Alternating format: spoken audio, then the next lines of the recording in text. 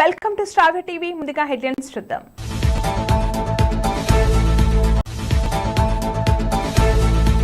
Jharasangam CM పర్యటన ఏర్పాట్లను పరిశీలించిన మంత్రి.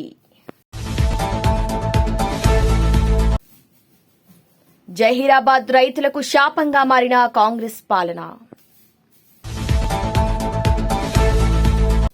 సీఎం పర్యటనకు ఏర్పాట్లు పూర్తి చేయాలని కలెక్టర్ సీఎం రేవంత్ రెడ్డి పర్యటనకు ఏర్పాట్లు పూర్తి చేయాలని ఆదేశం.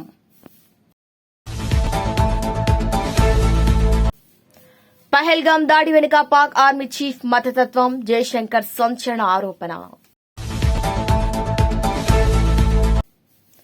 వైఎస్ఆర్ లాగా జగన్ ఆ మాట ఎందుకు చెప్పలేకపోతున్నారు?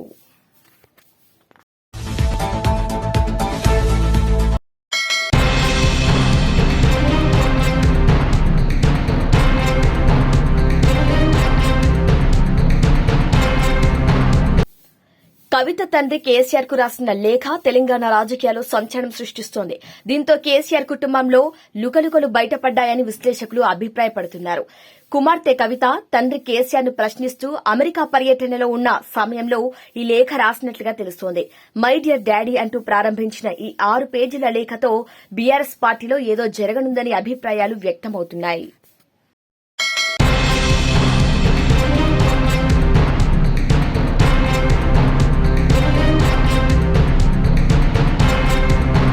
పాకిస్తాన్ కు చైనా, టర్కీ దేశాలు ఆయుధాలను సరఫరా చేస్తున్నాయి.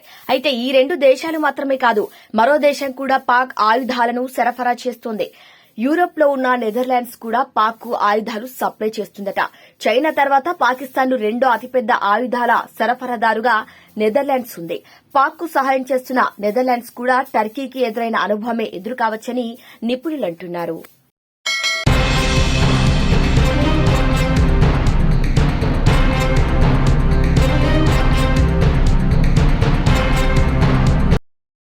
జరాసంగం మండలం మంచునూరులో కేంద్రీయ విద్యాలయం వద్ద సీఎం రేవంత్ రెడ్డి పర్యటన ఏర్పాట్లను మంత్రి దామోదర రాజనరసింహ గురువారం పరిశీలించారు. 23వ తేదీన సీఎం రేవంత్ రెడ్డి కేంద్రీయ విద్యాలయాన్ని ప్రారంభిస్తారని మంత్రి తెలిపారు. దానికి తగ్గట్టుగా అధికారులు అన్ని ఏర్పాట్లు పూర్తి చేయాలని సూచించారు.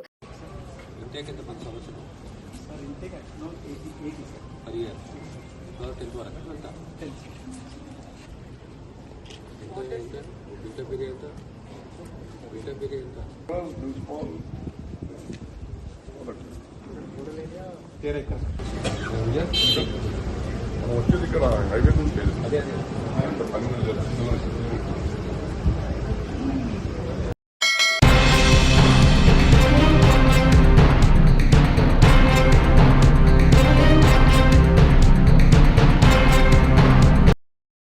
కాంగ్రెస్ ప్రభుత్వం పాలన రైతులకు శాపంగా మారిందని మాజీ మంత్రి హరీష్ రావు విమర్శించారు. జహీరాబాద్ ఎమ్మెల్యే క్యాంపు కార్యాలయంలో బుధవారం విలేకరుల సమావేశంలో మాట్లాడారు. తడిసిన ధాన్యాన్ని వెంటనే కొనుగోలు చేయాలని కోరారు. సీఎం రేవంత్ రెడ్డి పాలన చూస్తే సిగ్గేస్తుందని పేర్కొన్నారు. ఈ సమావేశంలో ఎమ్మెల్యే మాణిక్యారావు, నాయకులు పాల్గొన్నారు. పరిస్థితి ఉంది, అమ్ముకోవడానికి తిప్పలే, అమ్మిన తర్వాత డబ్బులు రావడానికి కూడా రైతులు ఆ కార్యాలయాల చుట్టూ తిరుగుతూ తిప్పలు పడుతున్న పరిస్థితి ఉంది. కొనుగోలు కేంద్రాలకు వచ్చి కొనుగోలు కేంద్రాల్లో రోజుల తరబడి ఎదురు చూస్తున్నటువంటి పరిస్థితి. ఇవాళ ఒక 4 లక్షల మెట్రిక్ టన్నుల ధాన్యం కొనుగోలు కేంద్రాల్లో రోజుల తరబడి పెండింగ్లో ఉంది. కొన్నటువంటి ధాన్యం 1 లక్ష మెట్రిక్ టన్నులు మిల్లులకు పంపడానికి లారీలు లేక, మిల్లులు దించుకోక 1 లక్ష మెట్రిక్ టన్నులు మధ్యలో మిగిలిపోయింది. అంటే ఎంత ఉదాసీనంగా ఈ ప్రభుత్వం ఉంది, రైతుల పట్ల ఎంత నిర్లక్ష్యంగా ఈ ప్రభుత్వం వ్యవహరిస్తుందనడానికి ఇది స్పష్టమైనటువంటి ఉదాహరణ. అంటే పెట్టుబడి సాయం అందించడంలో జాప్యం. మీకు తెలుసు, వానకాలం రైతు బంధు అయితే గొట్టిండ్రు, యాసంగి రైతు బంధు ఇవాళటికి 3 ఎకరాలకు కూడా వేయలేదు. ఇవాళ గౌరవనీయులైన ఉప ముఖ్యమంత్రి గారు చాలా గొప్పగా చెప్పేసిండు. ఏమంటుండు, మేము పెట్టుబడి సాయం కోసం బడ్జెట్లో 18,000 కోట్లు పెట్టినాం, ఏడాదంతా ఇస్తాం, మెల్లగా ఇస్తాం, ఏడాదంతా ఇస్తారట. ఎప్పుడు పెట్టుబడి సాయం అంటే ఎప్పుడు ఇవ్వాలి? పంటకు పెట్టుబడి సహాయం, విత్తనాలు కొనుక్కోవడానికో నాట్లు పడడానికంటే ముందు ఇవ్వాలి. కోతలైపోయినా యాసంగి పెట్టుబడి సాయం ఇవ్వలేదు ఉప ముఖ్యమంత్రి గారు. ఇలా ఖమ్మంలో చెప్తున్నాడు ఆయన గారు, మెల్లగిస్తారట. మీరు కాంగ్రెస్ పార్టీ మేనిఫెస్టోలో ఏం పెట్టారు? కేసీఆర్ 10,000 ఇచ్చిండు, మేము 15,000 ఇస్తాం. ఆ 15,000 కూడా పంట సీజన్ ప్రారంభం కాకముందే రైతుల ఖాతాల్లో వేస్తామన్నాడు. ఇప్పుడు పంట సీజన్ ప్రారంభం కాదు, పంట సీజన్ అయిపోయింది, అయినా కూడా ఇంకా ఖాతాల్లో డబ్బులు పడలే. ఓడదాటదాకా ఓడమల్లప్ప, ఓడదాటినాక బోడమల్లప్ప. ఈయన ఇంకా అసెంబ్లీ బడ్జెట్ స్పీచ్లో చెప్పింది ఈ డైలాగ్ బట్టి విక్రమార్క గారు. ఇది నీకే వర్తిస్తుంది విక్రమార్క గారు. మొన్నటి బడ్జెట్ సమావేశాల్లో బడ్జెట్ స్పీచ్లో ఈ కథ చెప్పిండు. ఓడదాటినాక ఓడమల్లప్ప అంటే బోడదాటినాక బోడమల్లప్ప అని, ఓడదాటినాక బోడమల్లప్ప అని కథ చెప్పిండు. ఇది ఎవరికి వర్తిస్తుంది బట్టి గారు? నీకే వర్తిస్తుంది. నీ మేనిఫెస్టో తీసి చూసుకో. పంట పెట్టుబడి సాయం రైతులకు అందించడంలో జాప్యం, కొనుగోలు కేంద్రాల్లో ధాన్యం కొనుగోలు చేయడంలో జాప్యం, కొన్న ధాన్యాన్ని మిల్లులకు తరలించడంలో జాప్యం, గన్నీ బ్యాగులను సమకూర్చడంలో జాప్యం, రైతులకు సకాలంలో 48 గంటల్లో డబ్బులు వేస్తామని చెప్పి చెల్లించడంలో జాప్యం, ధాన్యాన్ని లారీలు ఎక్కించడానికి హమాలీలు లేరు, హమాలీలను సమకూర్చడంలో వైఫల్యం, కొనుగోలు కేంద్రాల్లో కనీస సౌకర్యాలు త్రాగునీరు కానీ వడదెబ్బ తగలకుండా నీడను కలిగించడంలో ప్రభుత్వ వైఫల్యం, గన్నీ బ్యాగులు సకాలంలో సమకూర్చడంలో వైఫల్యం, గొప్పగా చెప్పిన బోనస్ను అందించడంలో ఘోర వైఫల్యం. అంటే మొత్తంగా కూడా అంతా బోగస్. ముఖ్యమంత్రి గారు పోయిన అసెంబ్లీ సమావేశాల్లో మాట్లాడుతూ మా ప్రభుత్వంలో తరుగే తీయడం లేదు, అసలు తరుగు ప్రశ్నే లేదు మా ప్రభుత్వంలో అని చాలా గొప్పగా అసెంబ్లీలో భారీ డైలాగులు కొట్టిండ్రు. ములుగు జిల్లా గోవిందరావుపేట మండలంలో ఒక జట్టి రాజు అనే ఒక రైతు 10 కిలోల తరుగు తీస్తున్నారని ఆత్మహత్యా యత్నం చేసుకున్నాడు. క్వింటాల్కు 10 కిలోల తరుగు తీస్తున్నారు. రేవంత్ రెడ్డి చెప్తాడు అసలు తరిగే తీస్తలేరు మా ప్రభుత్వంలోనే అసెంబ్లీలో చెప్తాడు. ములుగు జిల్లా సీతక్క గారి నియోజకవర్గం గోవిందరావుపేట మండల కేంద్రం, అదే గ్రామంలో జట్టి రాజు అనే రైతు 10 కిలోల తరుగు తీస్తుంటే పురుగుల మందు దాగి ఆత్మహత్య చేసుకునే ప్రయత్నం చేసిండ్రు. ఇవాళ రాష్ట్ర వ్యాప్తంగా కూడా మీరు చూస్తే ఇవాళ రాష్ట్ర వ్యాప్తంగా చూస్తే తరుగు పేరుతో రైతులకు అన్యాయం జరుగుతుందని చెప్పి ఇవాళ అనేక చోట్ల ధర్నాలు జరుగుతూ ఉన్నాయి. సకాలంలో వడ్లు కొనడం లేదు, మొలకెత్తుతున్నాయి. మొన్న నా నియోజకవర్గం ఇరుకోడు గ్రామంలో నేను వెళ్తే వడ్లు వర్షం పడి ప్రభుత్వం కొనకపోవడం వల్ల మొత్తం మొలకలెత్తినాయి. మొలకలెత్తి రైతులు అసలు 600-700 క్వింటాలకు ప్రైవేట్ వాళ్ళకు అమ్ముకుంటున్న పరిస్థితి. అంత దారుణమైన పరిస్థితి క్షేత్రస్థాయిలో ఉంది. ఇవాళ కొనుగోలు కేంద్రంలో కొన్న వడ్లు కూడా సకాలంలో తరలించక సంచులు తడిచిపోతున్నాయి. 3-4 రోజులు కొనుగోలు కేంద్రంలో అసలు వారం 10 రోజులు అవుతుంది, కొన్నాక కూడా 3-4 రోజుల దాకా మిల్లులు దించుకోవడం లేదు.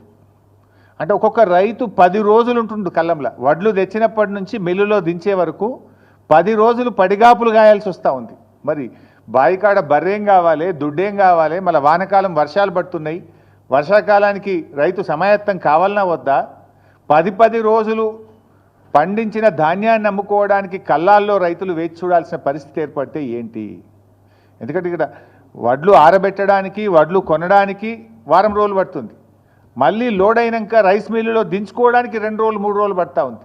రైస్ మిల్లులో దిగి రైతు సంతకం పెట్టేదాకా అక్కడ ఉండాల్సి వస్తుంది. 10 రోజులు రైతు తాము పండించిన పంట అమ్ముకోవడానికి ఈ ప్రభుత్వంలో ఇబ్బందులు పడాల్సినటువంటి పరిస్థితి ఏర్పడుతూ ఉంది. ముఖ్యంగా ఈ ప్రభుత్వం చాలా విషయాలు చెప్తూ ఉంటారు. మాటలు ఘనం, చేతలు శూన్యం. ఈరోజు కొనుగోలు కేంద్రాల్లో కనీస వసతులు లేకపోవడం వల్ల, నీడ లేకపోవడం వల్ల, త్రాగునీటి వసతి లేకపోవడం వల్ల, రోజుల తరబడి ఎండలో ఉండడం వల్ల పిట్టల్లాగా రైతులు చనిపోతూ ఉన్నారు. నిన్న మహబూబాబాద్ జిల్లా పోచంపల్లి గ్రామంలో గొగులోతు కిషన్ అనే రైతు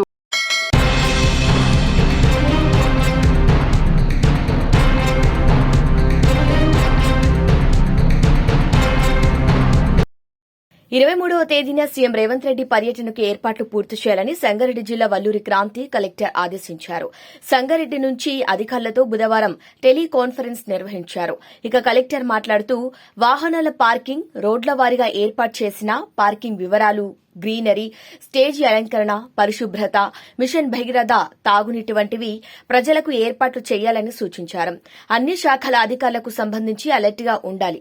ఎందుకంటే జహీరాబాద్ నియోజకవర్గంలో సీఎం పర్యటన చరిత్రాత్మకం కావాలి. ఇక సీఎం పర్యటనతో అభివృద్దిలో జిల్లా రూపురేఖలు మారాలి. ప్రభుత్వ శాఖల సమన్వయంతో సీఎం పర్యటన విజయవంతం చేయాలని పిలుపునిచ్చారు. ఇక తెలంగాణ రాష్ట వైద్య ఆరోగ్య కుటుంబ సంక్షేమ సైన్స్ అండ్ టెక్నాలజీ శాఖ మంత్రి దామోదర రాజనరసింహ 23వ తారీఖున జహీరాబాద్ లో ముఖ్యమంత్రి పర్యటనపై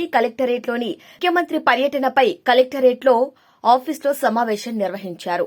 ఇక మంత్రి దామోదర రాజనరసింహ, జహీరాబాద్ ఎంపీ సురేష్ షెట్కర్, నారాయణఖేడ్ ఎమ్మెల్యే సంజీవరెడ్డి, జిల్లా కలెక్టర్ వల్లూరి క్రాంతి, జిల్లా ఎస్పీ పరితోష్ పంకజ్, అదనపు కలెక్టర్ చంద్రశేఖర్ సమీక్ష సమావేశం ఏర్పాటు చేశారు.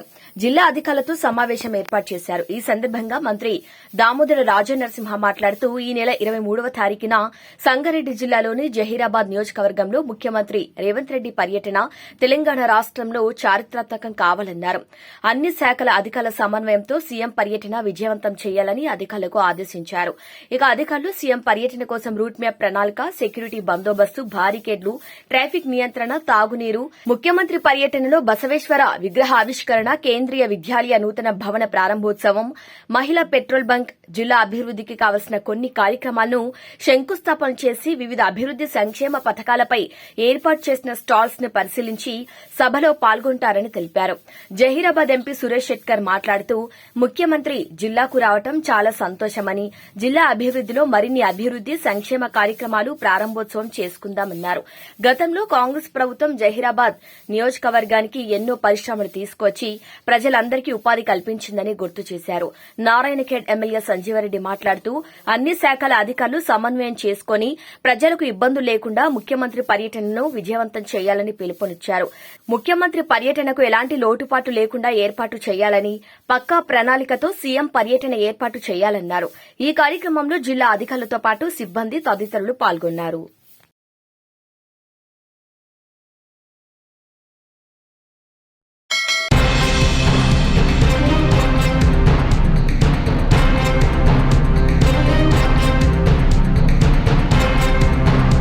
జమ్మూ కాశ్మీర్లోని పహల్గాంలో ఏప్రిల్ 22న జరిగిన ఉగ్రవాది దాడి వెనుక పాకిస్తాన్ ఆర్మీ చీఫ్ అసీం మునీర్ తీవ్ర మతతత్వ దృక్పథం ఉందని భారత విదేశాంగ శాఖ మంత్రి ఎస్ జైశంకర్ ఆరోపించారు. ఆ ఉగ్రదాడికి దారితీసింది మునీర్ యొక్క మతతత్వమేనని ఆయన అన్నారు.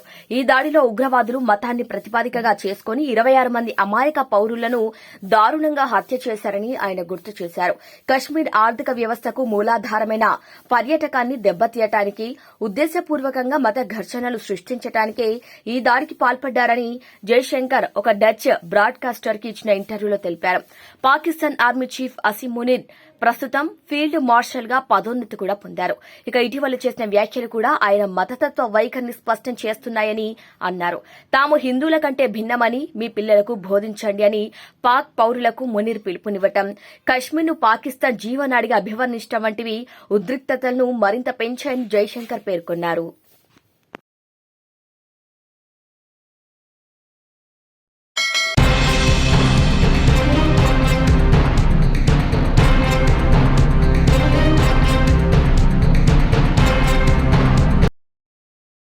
వైసీపీ అధినేత జగన్ పై ఏపీ కాంగ్రెస్ అధ్యకురాలు వైఎస్ షర్మిల తీవ్రస్థాయిలో విమర్శలు గుప్పించారు. మద్యం కేసులో తాను నిర్దోషినని చెబుతున్న జగన్ తన తండ్రి దివంగత వైఎస్ రాజశేఖర్ రెడ్డిలా తప్పుంటే ఉరితీయండి అని ధైర్యంగా ఎందుకు ప్రకటించడం లేదని ఆమె సూటిగా ప్రశ్నించారు. ఏ విచారణకైనా సిద్దమని చెప్పలేని పరిస్థితిలోనే జగన్ ఉన్నారని షర్మిల ఆరోపించారు. ఇక రాష్టంలో మద్యం విధానానికి సంబంధించి వస్తున్న ఆరోపణలపై వైఎస్ జగన్మోహన్ రెడ్డి స్పందిస్తూ తాను ఏ తప్పు చేయలేదని అంటున్నారని షర్మిల గుర్తు చేశారు. మీరు నిజంగా నిర్దోషి అయితే మీ తండ్రి రాజశేఖర్ రెడ్డి గారిలా నా తప్పుంటే నన్ను ఉరితీయండి అని ఎందుకు చెప్పలేకపోతున్నారు? ఏ విచారణకైనా సిద్దమని సీబీఐతోనా లేక సిట్టింగ్ జడ్జితోనా దర్యాప్తు చేయించుకోమని మీరు ఎందుకు ధైర్యంగా చెప్పటం లేదు అని షర్మిల నిలదీశారు. అసెంబ్లీ వేదికగా రికార్డులో ఈ విషయాన్ని చెప్పాలని, అలా చెప్పలేకపోవటమే ఆయన తప్పు చేశారనటానికి ఒక నిదర్శనమని ప్రజలు భావిస్తున్నారని ఆమె అన్నారు. ఇక పోలీసుల గురించి జగన్ చేసిన వ్యాఖ్యలను కూడా షర్మిల గతంలో తీవ్రంగా ఖండించారు. గతంలో రాష్ట్రంలో ముఖ్యమంత్రిగా పనిచేసిన వ్యక్తి పోలీసుల బట్టలు ఊడదీస్తాం, తరిమి కొడతాం, విదేశాలకు వెళ్లినా వదిలిపెట్టం వంటి మాటలు మాట్లాడటం తగదని షర్మిల పేర్కొన్నారు. ముఖ్యంగా రఘురామ వంటి వారి విషయంలో ఎలా ప్రవర్తించారో ప్రజలు మర్చిపోలేదని ఆమె వ్యాఖ్యానించారు. అలాంటిది ఇప్పుడు పోలీసుల గురించి తక్కువ చేసి మాట్లాడటం సరికాదని హితవు పలికారు. విశాఖ స్టీల్స్ దగ్గర ఆ కార్మికులని, కాంట్రాక్ట్ ఉద్యోగస్తులని 2000 మందిని తొలగించినందుకు ఒక ప్రొసీజరు, ఓ పద్ధతి లేకుండా అకారణంగా 2000 మందిని ఉద్యోగాల నుంచి తొలగించినందుకు నేను అక్కడ ఆమరణ దీక్ష చేస్తానని కూర్చుంటే రాత్రికి పోలీసులు మమ్మల్ని లిఫ్ట్ చేయడం జరిగింది. ఎందుకని అడుగుతున్నాం? ప్రజాస్వామ్యంలో డెమోక్రటిక్గా, పీస్ఫుల్గా ప్రొటెస్ట్ చేసే అవకాశం ఈ రాష్ట్రంలో ప్రతిపక్షాలకు, ప్రజలకు ఉందా లేదా? మేము చేసింది అక్కడ విశాఖ స్టీల్లో కార్మికులకు అన్యాయం జరుగుతుంది. 2000 మందిని ఉద్యోగంలో నుంచి 3 నెలల్లో తీసివేయటం జరిగింది. ఇది అన్యాయం అవునా కాదా అని ప్రశ్నించడం తప్ప. 2000 మందిని తొలగించేశారు, ఇంకో 3000 మందిని తొలగించడానికి సిద్ధంగా ఉన్నారు. కనీసం ఇప్పటికైనా పాలకులు మేలుకోవాలని మేము దీక్ష చేయబోతే మీకేమిటి అభ్యంతరం? నిజానికి విశాఖ స్టీలు కాంగ్రెస్ పార్టీ నిర్మించిన ఒక ఇండస్ట్రీ. 1971లో ఇందిరాగాంధీ గారు దాని శంకుస్థాపన చేస్తే, రాజీవ్ గాంధీ గారు ప్రధానమంత్రి అయిన తర్వాత దానికి కావాల్సిన పూర్తి నిధులు ఇప్పించి ఆ ప్రాజెక్టును పూర్తి చేస్తే పివి నరసింహారావు గారు దాన్ని జాతికి అంకితం చేశారు. అంత గొప్ప ప్రాజెక్టు. అంతకుముందు జగన్మోహన్ రెడ్డి గారు ఏం చేశారు? ఇప్పుడు మళ్ళీ ముఖ్యమంత్రిగా ఉన్న చంద్రబాబు గారు ఏం చేస్తున్నారు? పవన్ కళ్యాణ్ గారు ఏం చేస్తున్నారు? 2000 మందిని ఉద్యోగాల నుంచి తీసేస్తే కనీసం ఒక్కరైనా స్పందించారా? ఒక్కరికైనా చీమ కుట్టినట్టయినా ఉందా?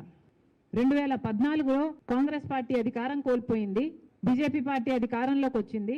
అప్పటి నుంచి మొదలయ్యాయి విశాఖ స్టీల్కు కష్టాలు. క్రమేణా బీజేపీ పార్టీ కొత్త రాష్ట్రం అని కూడా చూడకుండా, కనికరం లేకుండా ఒక్క రకంగా కూడా విశాఖ స్టీల్ ని ఆదుకోలేదు. బీజేపీ పార్టీ అన్ని విభజన హామీలన్నీ తుంగలో తొక్కింది. మనకు స్పెషల్ స్టేటస్ గురించి న్యాయం చేయలేదు, పోలవరం గురించి న్యాయం చేయలేదు, రాజధాని గురించి న్యాయం చేయలేదు.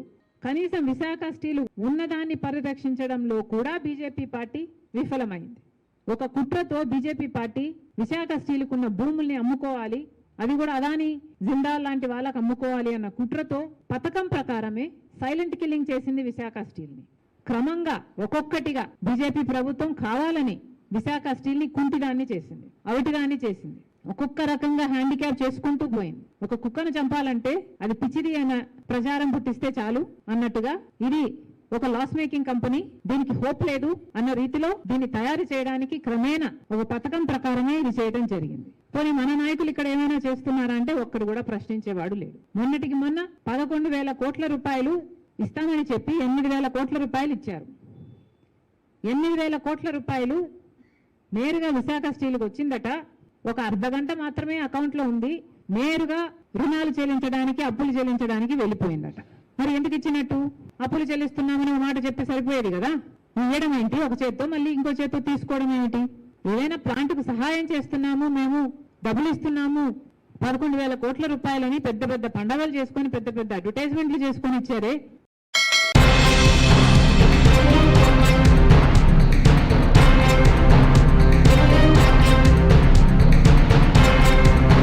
బులెటిన్ ముగించే ముందు హెడ్లైన్స్ మరొకసారి. జరాసంగం సీఎం పర్యటన ఏర్పాట్లను పరిశీలించిన మంత్రి.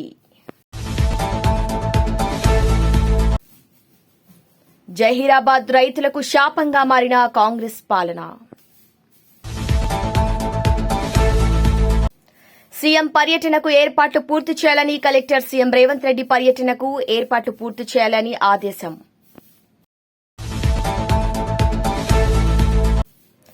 పహల్గాం దాడి వెనుక పాక్ ఆర్మీ చీఫ్ మతతత్వం, జయశంకర్ సంచలన ఆరోపణ. వైఎస్ఆర్ లాగా జగన్ ఆ మాట ఎందుకు చెప్పలేకపోతున్నారు?